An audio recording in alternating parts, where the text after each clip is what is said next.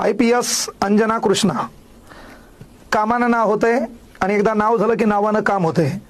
तुम्ही तुमच्या कार्याप्रती तुमच्या कामाप्रती एकनिष्ठ असाल मग पुढं मायकालाल कोणी का असणं. म्हणून ह्यावरून बोललो की IPS अंजना कृष्णा तिच्या निडरतेला तिच्या काम करण्याच्या पद्धतीला प्रथमतः सलाम. होतंय काय माहिती का, एखादा चांगला अधिकारी काम करत असेल आणि त्या कामामध्ये 7वी नापास स्थानिक एखादे नेते स्वतःला लय मोठं श्रेष्ठ मानणारे जर एखाद्या अधिकाऱ्याला त्याच्या कामाप्रती मयामागं कोणाचा वरद हस्ते म्हणून खेचण्याचा प्रयत्न करत असाल तर मग खऱ्या अर्थानं कायदा गरिबासाठी आहे का कायदा श्रीमंताच्या रक्षणासाठी आहे, हा प्रश्न या देशामध्ये पहिल्यापासून निर्माण होतो. ही जी घटना आहे सोलापूर जिल्ह्यामध्ये माढा नावाचा तालुका आणि त्या गावात कुर्डू नावाचं गाव, या ठिकाणी मुरुम उत्खनन चालू होता आणि त्या ठिकाणचा स्थानिक राष्ट्रवादीचा कार्यकर्ता डायरेक्ट फोन लावतो डेप्टी CM महाराष्ट्र राज्याचे उपमुख्यमंत्री अजितदादा पवार. मग अजितदादा पवार आपल्या कार्यकर्त्याची बाजू घेऊन IPS अंजना कृष्णा यांना की बाबा तिथं कारवाई करू नका, सोडून द्या.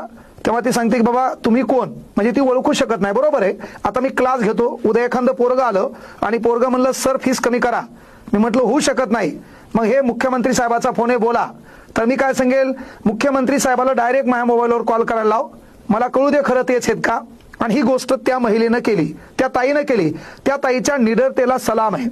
आणि मग अजितदादाचा तो आवाज, मैं तेरे पे एक्शन लूंगा, इतना आपको डेरिंग कहां से आता है, चुकीचं आहे. नंतर अजितदादानं ट्विटरवर सांगितलं बाबा की मला त्या ठिकाणी कायदा आणि सुव्यवस्था राखायचा होता. बरोबर आहे, पण दादा ती एक महिला आहे. जर तुम्ही अशा पद्धतीनं एखाद्या अधिकाऱ्याला दाबण्याचा प्रयत्न केला तर तुमच्या कार्यकर्त्यामध्ये आगळं वेगळं बळ येईल.